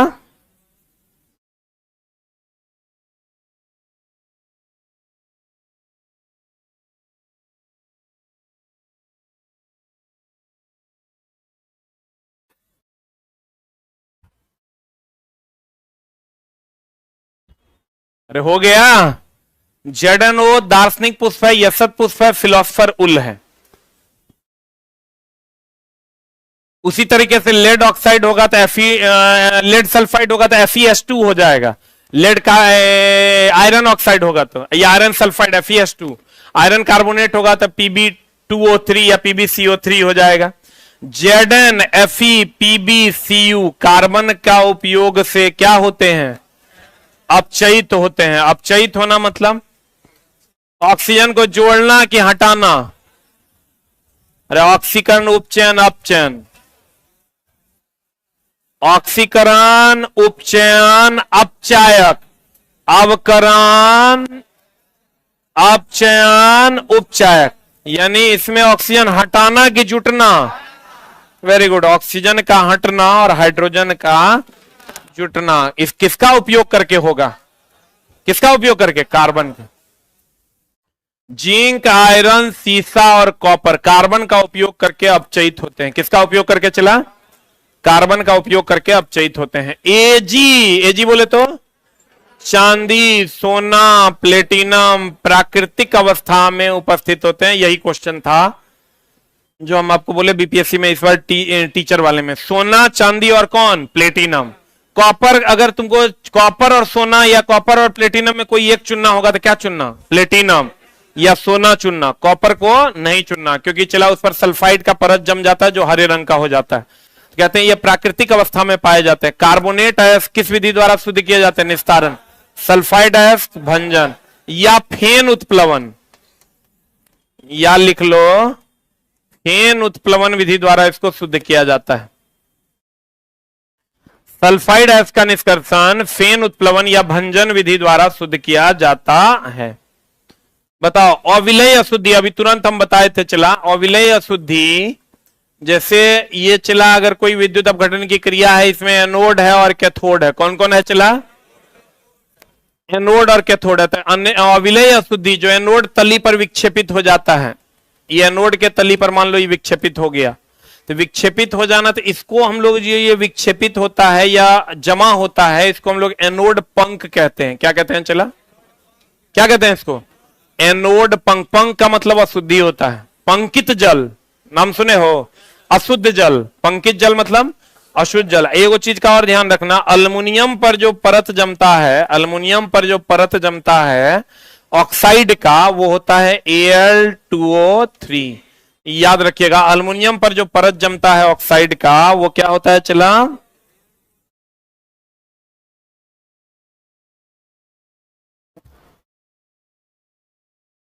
जो परत जमता है वो किसका होता है? Al2O3 का। अल्युमिनियम पर परत जमता है किसका होता है? Al2O3 का। और कह देगा अविलेय अशुद्धि एनोड के तली पर विक्षेपित होता है, जिसे हम लोग क्या कहते हैं? क्या कहते हैं रे? एनोड पंक कहते हैं। पंकित जल का मतलब होता है अशुद्ध जल। लिख लो कहीं पर, पंकित जल। कौन जल चला?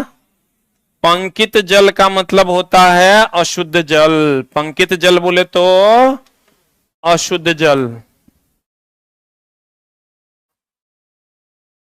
जितना लड़का चला हल्ला करता ना, है ही भारी क्वेश्चन है, वो भारी क्वेश्चन, इससे बाहर आपका साइंस का क्वेश्चन नहीं जाएगा अगर आप इसको अच्छे से कर लेते हैं तो।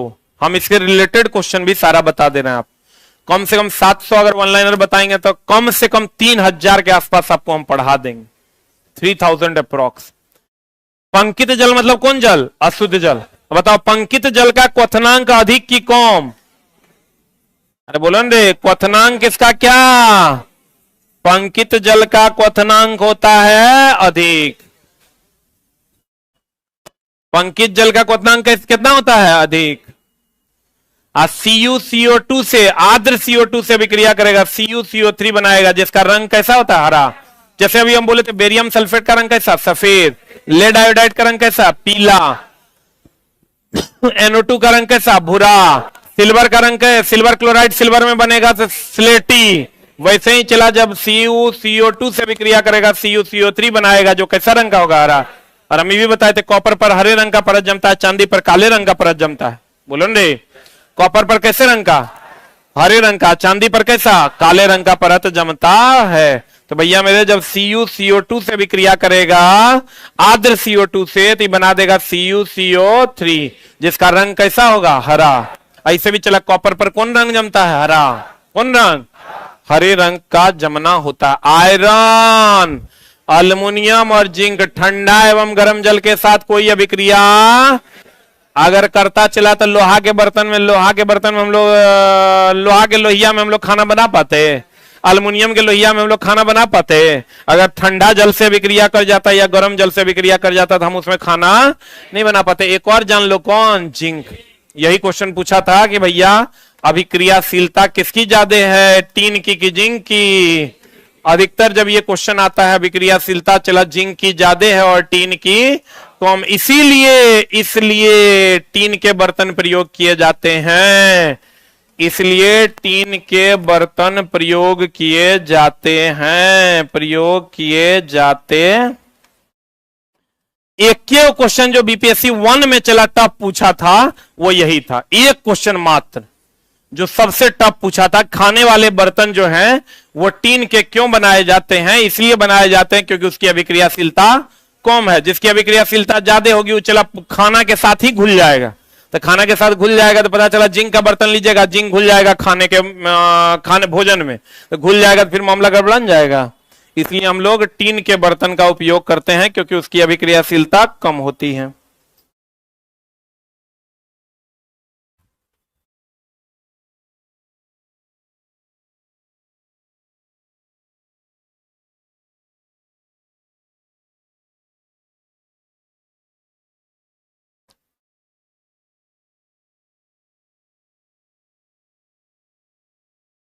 हो गया?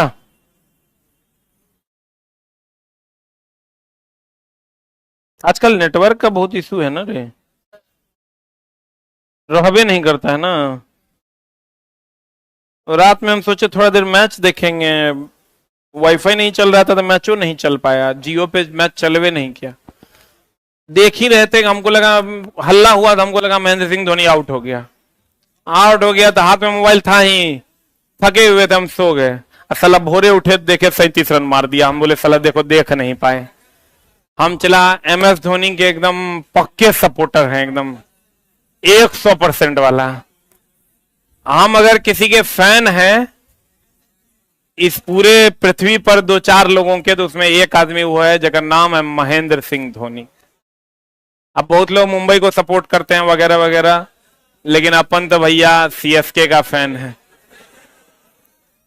CSK के कौन कौन फैन है एक बार हाथ खड़ा कीजिए। मतलब इसमें भी मुंबई और RCB का फैन बैठा हुआ, मारो सबको। RCB बोला, मुंबई इंडियन, गुजरात टाइटंस भी है क्या? लखनऊ सुपर जॉइंट्स न है। मैक्सिमम हमको लगता है फैन 3 ही भागों में बटा हुआ है। सनराइजर्स हैदराबाद है क्या? है। कलकत्ता, तुम छोटा सब में हाथ उठाता है। आदमी है कि अब देखो अभिक्रियाशीलता जो है चला, अभिक्रियाशीलता सबसे ज्यादा होती है जिंक की टीन की? जिंक की अभिक्रियाशीलता ज्यादा और टीन की अभिक्रियाशीलता कम। इसीलिए टीन के बर्तन का उपयोग करते हैं। किसका उपयोग करते हैं? खाने के बर्तन में टीन का उपयोग किया जाता है, तो वह अभिक्रिया खाने से नहीं करता है और हमारा खाना सुरक्षित रहता है। लेकिन जंगरोधी लोहे को जंगरोधी बनाने के लिए हम लोग टीन का लेप नहीं लगाते हैं। किसका लेप लगाते हैं? लोहे को जंगरोधी बनाना है, लोहे को जंगरोधी बनाना। इससे भी कम अभिक्रिया तो सोना करता है, तो ओकर लेप नहीं लगा देंगे। लोहे को जंगरोधी बनाने के लिए किसका उपयोग करते हैं? जिंक का। बनारस का जो चला काशी विश्वनाथ मंदिर है, उसके ऊपर सोने का पत्थर लगा हुआ है, ना एकदम तुमको चमकीला नजर आएगा। हो गया? अरे हुआ। अब देखो, कहता है धातु, धातु कौन चला? धातु HNO3 से अभिक्रिया करके कौन गैस नहीं देता है? बाकी जितना धातु है, धातु की अगर बात करोगे तो लगभग धातु जो है वो जल से अभिक्रिया करके हाइड्रोजन गैस देता है। धातु जल से अभिक्रिया करेगा तो कौन गैस देगा? Hydrogen gas. एगो चीज और ध्यान रखना, धातु अम्ल से भी अभिक्रिया करेगा ना, तब भी कौन गैस देगा? Hydrogen gas. लेकिन धातु जब HNO3 से अभिक्रिया करेगा तो हाइड्रोजन गैस नहीं देता है। लिख लो, धातु जल से अभिक्रिया करेगा हाइड्रोजन गैस देगा, धातु अम्ल से अभिक्रिया करेगा हाइड्रोजन गैस देगा, लेकिन धातु HNO3 से अभिक्रिया करेगा तो हाइड्रोजन गैस नहीं देगा।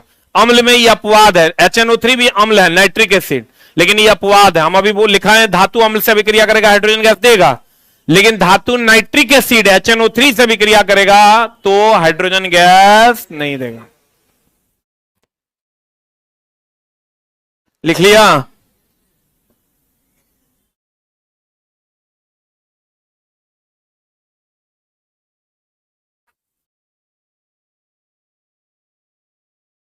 अरे हो गया। धातु HNO3 से अभिक्रिया करके कौन गैस देगा? हाइड्रोजन गैस देगा कि नहीं देगा? नहीं देगा। लेकिन अगर सीधा पूछ दे तुमको धातु अम्ल से अभिक्रिया करेगा तो कौन गैस देगा?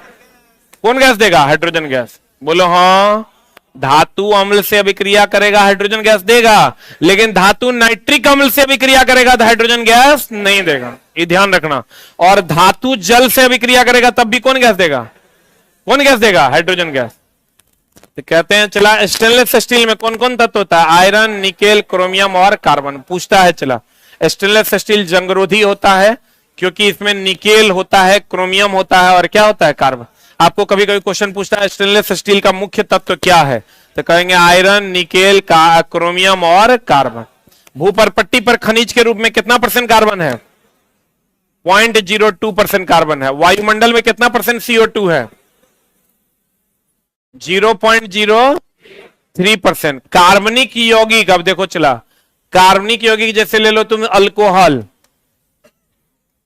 ये कार्बन है ना इसमें, ये कार्बनिक है, लेकिन ये विद्युत का कुचालक है। क्यों जानते हो? विद्युत का सुचालक होने के लिए आयन में टूटना जरूरी है, क्योंकि आयन के कारण ही विद्युत धारा का प्रवाह होता है। किसका प्रवाह होता है? आयन के कारण ही विद्युत धारा का प्रवाह होता है। और कार्बनिक यौगिक आयन में नहीं टूटते हैं। टूटते हैं कि नहीं टूटते हैं? नहीं टूटते हैं, इसलिए कार्बनिक यौगिक विद्युत के कुचालक हैं। विद्युत के क्या हैं? आयनिक यौगिक विद्युत के सुचालक हैं, क्योंकि वो आयन में टूट जाते हैं, लेकिन कार्बनिक यौगिक विद्युत के कुचालक हैं क्योंकि वो आयन में नहीं टूटते हैं। पता नहीं बुझा रहा है कि नहीं? क्योंकि विद्युत की सुचालकता के लिए आयन में टूटना आवश्यक है, आयन का होना आवश्यक है। लिखिएगा, विद्युत की सुचालकता के लिए, विद्युत की सुचालकता के लिए आयन में टूटना आवश्यक है। आयन में टूटना आवश्यक है क्योंकि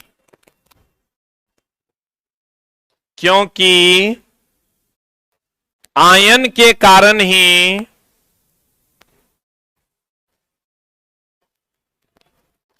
विद्युत धारा का प्रवाह होता है, क्योंकि आयन के कारण ही किसका प्रवाह होता है? विद्युत धारा। अब देखो, कार्बनिक यौगिक आयन में नहीं बनता है, आयन नहीं बनाता है। क्या नहीं बनाता है? इसलिए यह विद्युत का क्या है? कुचालक होता है, लेकिन आयनिक यौगिक आयन बनाता है, इसलिए वो विद्युत का क्या है, सुचालक। बता, बायोगैस और सीएनजी अर्थात रसोई ईंधन का मुख्य घटक। अब देखो चला, जैसे मेरे बुक में चला लिखा हुआ है बायोगैस का मुख्य घटक मीथेन है, सीएनजी का मुख्य घटक मीथेन है, लेकिन अब हम अपने बुक में ये लाइन ऐड करने वाले हैं कि रसोई ईंधन का भी मुख्य घटक मीथेन है। अब रसोई ईंधन में बायोगैस भी आ गया। बायोगैस बोले तो गोबर गैस, बायोगैस बोले तो गोबर गैस आ गया कि नहीं आया।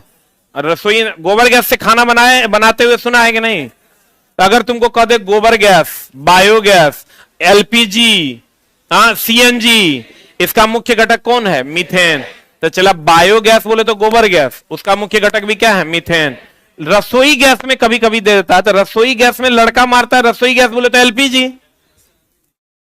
रसोई गैस लड़का मारता है क्या, एलपीजी। और आपको पता होगा एलपीजी का जो मुख्य घटक है वो ब्यूटेन है। तो लड़का से अगर पूछ देता है कि बताओ बाबू एलपीजी रसोई गैस का मुख्य घटक क्या, तो लड़का मारता है रसोई गैस का मुख्य घटक, रसोई गैस बोले तो एलपीजी, एलपीजी बोले तो ब्यूटेन। वो गलत है। रसोई गैस कह रहा है, इसका मतलब ये गोबर गैस की बात। अगर डायरेक्ट एलपीजी नहीं कर रहा है, इसका मतलब कौन गैस की बात कर रहा है, गोबर गैस। गोबर गैस मतलब कौन गैस, बायोगैस। आप बायोगैस बोले तो कौन घटक, मीथेन। बुझा रहा है। लेकिन अगर कह दे एलपीजी रसोई गैस में कौन मुख्य घटक, क्या क्या मारिएगा, ब्यूटेन। अरे बुझा रहा है। और अगर कह दे रसोई ईंधन में मुख्य घटक कौन, मीथेन। अगर कह दे बायोगैस का मुख्य घटक कौन, मीथेन। अगर कह दे सीएनजी का मुख्य घटक कौन, मीथेन। अरे बुझा रहा है। अब कहते हैं, गौर फरमाइएगा, अपरूप अपर रूप। देखो अब चला, एगो चीज ध्यान रखना, तत्व का संबंध रासायनिक गुण से है। किससे है चला, अगर तत्व समान मतलब रासायनिक गुण समान, बोलो हाँ। और भार का संबंध जो है भौतिक गुण से है। अगर आप पढ़े होंगे तो हम जरूर आपको पढ़ाए होंगे। एक बात बताइए, ऑक्सीजन का अपर रूप ले लीजिए, ऑक्सीजन का अपर रूप ले लीजिए। कौन रूप ले लीजिए, एगो O2 ले लीजिए, एगो O3 ले लीजिए। बोलिए हाँ। देखना में तत्व समान है कि नहीं है, अरे तत्व दोनों में ON है, तो तत्व समान है मतलब रासायनिक गुण समान की असमान। और अगर भार अलग अलग होगा कि सेम होगा, एक 16 दूनी 32, एक 16 तिया 48, तो भार अलग अलग हो जाएगा। भार अलग अलग हो जाएगा तो भौतिक गुण अलग अलग कि सेम, अलग अलग ना। इसका मतलब अपर रूप का तत्व समान है तो रासायनिक गुण समान, अब भार अलग अलग है तो भौतिक गुण अलग अलग। चला तुम समझो कि हम बहुत सारा चीज सीख रहे हैं। अब जो हम पहले क्या पढ़ाते थे, हम पढ़ाते थे समस्थानिक कार्बन 612, कार्बन 614। बोलो हाँ। तो हम कहते थे देखो बाबू एक द्रव्यमान अलग अलग है तो रासायनिक भार अलग अलग है तो भौतिक गुण अलग अलग, तत्व सेम है तो रासायनिक गुण समान। बोलो रे। लेकिन अब हम अपने में भी एक लाइन जोड़ेंगे कि भैया अपर रूप ऑक्सीजन का अगर अपर रूप है, कार्बन का अपर रूप है कार्बन 612, कार्बन 614, तो कार्बन 612 कार्बन 614 में कार्बन समान है कि अलग अलग है, तो तत्व समान है मतलब रासायनिक गुण समान होगा। और भार अलग अलग है तो भौतिक गुण क्या हो जाएगा, अलग अलग। बोले नहीं करेगा। देखो बात बताओ, अगर आर्गन 1840 दे दें तुमको और कैल्शियम 2040 दे दें, तो बताइए हमको इसका भौतिक गुण जो द्रव्यमान पर निर्भर करता है, भार पर, ये समान के अलग अलग। और रासायनिक गुण जो तत्व पर निर्भर करता है अलग अलग। बुझाया कि नहीं बुझाया, बोलन रे। यही वो एक नंबर है चला जो तुमको भीड़ से अलग करके जॉब दिलवा देगा, ठीक है। लेकिन वो एक नंबर के लिए आपको मेहनत करना पड़ेगा। अब देखो चला, ये बात तुम चला एकदम जान लो, नौकरी अगर लेना है उसमें साइंस अगर तुम्हारा 25 से 30 नंबर का है तो बिना मेरे आशीर्वाद के नौकरी नहीं होगा। इसलिए आते जाते प्रणाम सर प्रणाम सर प्रणाम सर करते रहो, दूसरा कोई उपाय नहीं है, ठीक ना। आना तो वही फिर 0.25 से गड़बड़ाते रहेगा तो हमारा नहीं कहना।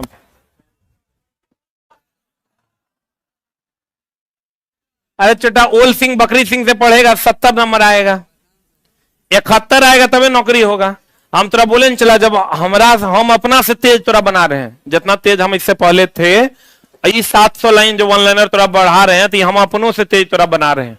ताकि तो हर काम 100% हो जाए। लेकिन उसके लिए अब तुम है एक ही पढ़ाएगा, तो एक ही पढ़ाएगा तो फिर ऐसे ही टहलते रहेगा मुसल्लापुर हाट में। इसलिए चला एकदम पूरा वैल्यू चाहिए हमको। ऑक्सीजन, ऑक्सीजन का अपर रूप है चला O2 और क्या O3, बोलो हाँ।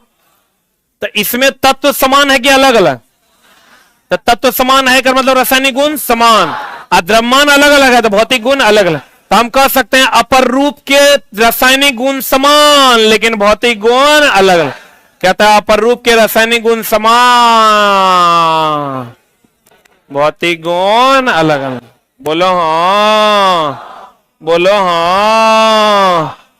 अब कहता है चला कार्बन की श्रृंखला। अब देखो कार्बन जो श्रृंखला बनाता है, चेन बनाता है, क्या बनाता है? बनाने की क्षमता होती है। और कार्बन अपने छोटे आकार के कारण मजबूत बंधन के बड़े आकार के कारण सिलिकॉन हाइड्रोजन के साथ 7/8 परमाणुओं तक श्रृंखला बनाता है। यहां 7 से 8 हो जाएगा। सिलिकॉन हाइड्रोजन के साथ 7 से 8 परमाणुओं तक श्रृंखला बनाता है जो अति अभिक्रियाशील होता है।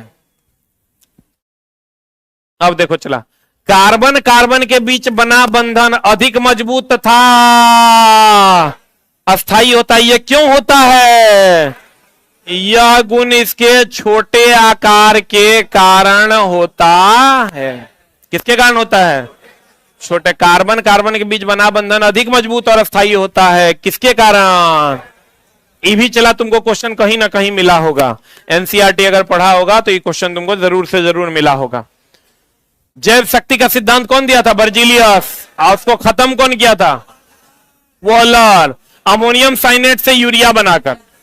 बोलो रे, जैव शक्ति कार्बन यौगिक केवल जीव से ही प्राप्त होते हैं, ये कौन दिया था? बर्जीलिया। वॉलर ने जैव शक्ति के सिद्धांत का खंडन किया अमोनियम साइनेट से क्या बनाकर? कार्बन परमाणुओं का वलय की संरचना क्या कहलाती है? वो जो चला इसे ऐसे करके हम लोग बेंजीन बनाते हैं ना, हो इस संरचना को हम लोग क्या कहते हैं? साइक्लोटोन। क्या कहते हैं चला?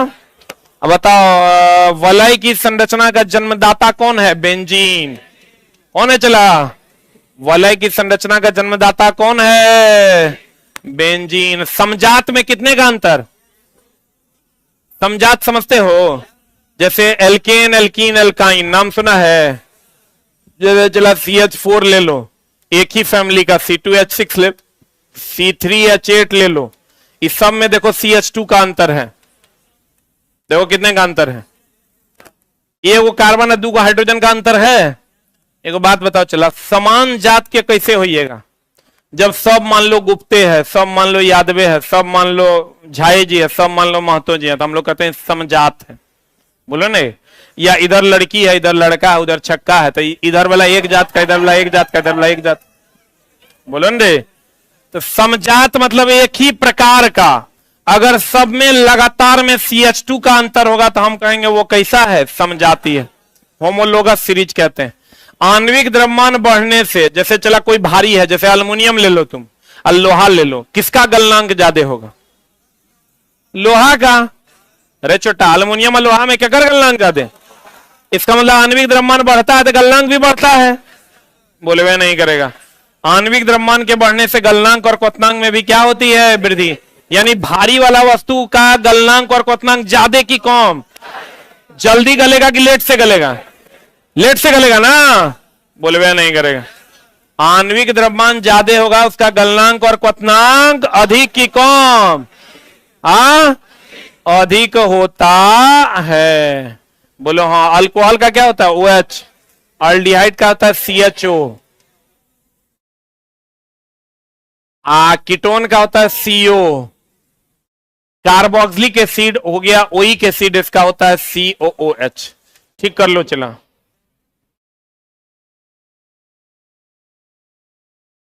CHO,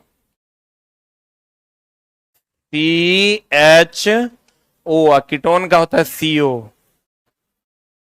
कीटोन का क्या होता है रे? CO। Carboxylic acid oic acid क्या होता है? COOH। ये फंक्शनल ग्रुप है, कभी कभी पूछ देता है। भाई देखो कितना सुंदर लाइन है, 465 नंबर। एक बात बताओ, चला संतृप्त किसको कहते हैं? हाइड्रोकार्बन जिसमें कार्बन कार्बन के बीच सिंगल बॉन्ड। और संतृप्त हाइड्रोकार्बन किसको कहते हैं? जिसमें कार्बन कार्बन के बीच डबल बॉन्ड या कार्बन कार्बन के बीच ट्रिपल बॉन्ड। बोलो हाँ। एक बात बताओ, हम लोग जो मीथेन यूज करते हैं, सीएनजी यूज करते हैं, तो सीएनजी बढ़िया से जलता है तो कौन लौ देता है? नीला। तो सीएनजी में मीथेन होता है रे, अब मीथेन में सिंगल बॉन्ड की डबल बॉन्ड? सिंगल बॉन्ड होता है। संतृप्त हाइड्रोकार्बन किस लॉ के साथ जला? नीला। अब वही असंतृप्त हो जाएगा, अब पीला। तो एकर उष्मा कम की ज्यादा? एकर उष्मा कम, एकर उष्मा अधिक। नीला लौ की उष्मा अधिक, बोलो रे, नीला लौ की उष्मा अधिक, पीला लौ की उष्मा कम। संतृप्त बोले तो कार्बन कार्बन के बीच सिंगल बॉन्ड की डबल बॉन्ड? Single bond. असंतृप्त बोले तो कार्बन कार्बन के बीच डबल या ट्रिपल बॉन्ड? बोलो हाँ। असंतृप्त होगा तो इसकी उष्मा अधिक, असंतृप्त होगा उष्मा कम। कहेगा सबसे अधिक उष्मा किस लौ की होती है? नीले लौ की। कम उष्मा किसकी होती है? पीला। एकरों से कम हो जाता है लाल के। एकरों से कम क्या होता है? लाल। एकर मतलब अगर उष्मा का क्रम की बात करें, उष्मा के क्रम की बात करें, सबसे अधिक नीला, और नीला से कम पीला, पीला से कम लाल। जल्दी से लिख लो।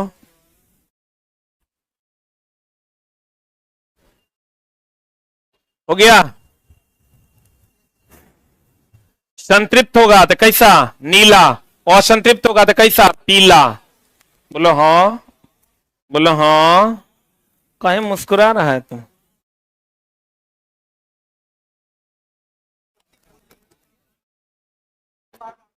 संतृप्त होगा तो कैसा लो? नीला। असंतृप्त होगा तो पीला। सबसे ज्यादा उष्मा किसमें होगा? नीला में। बोलो न रे। उससे कम किसमें होगा? पीला में। और उससे कम किसमें होगा? लाल में। तो आपको कहेगा बताइए, अगर बहुत बढ़िया से जलेगा, कोई अशुद्धि नहीं रहेगी, तो कौन सा लौ देगा? नीला। जैसे नया नया गैस सिलेंडर खरीदता है तो कैसा रोशनी देता है? मतलब कैसा उष्मा देता है? नीला। अरे बोलो ना रे। नहीं, नीला की पीला? तो चला नया नया जब हम लोग गैस सिलेंडर खरीद के लाते हैं, एकदम नया सिलेंडर, नया गैस भरा के नया सिलेंडर, तो आप देखिएगा कौन रंग देता है? नीला। धीरे धीरे वो कैसा होने लगता है? पीला। अब पीला हो जाएगा, धीरे धीरे कार्बन जमने लगता है। कार्बन जम के कालिख जमने लगता है। कभी कभी कुकर के किसी खास पार्ट में आप देखिएगा कालिख जम जाता है। बोलो न रे। कहते हैं संतृप्त हाइड्रोकार्बन कौन रंग देता है? नीला। और संतृप्त कौन रंग देता है? पीला। अब सबसे ज्यादा उष्मा किसमें होता है? नीला में। उससे कम किसमें होता है? पीला में। और उससे कम किसमें होता है? लाल में। क्लियर है? Any doubt? पक्का? हाँ।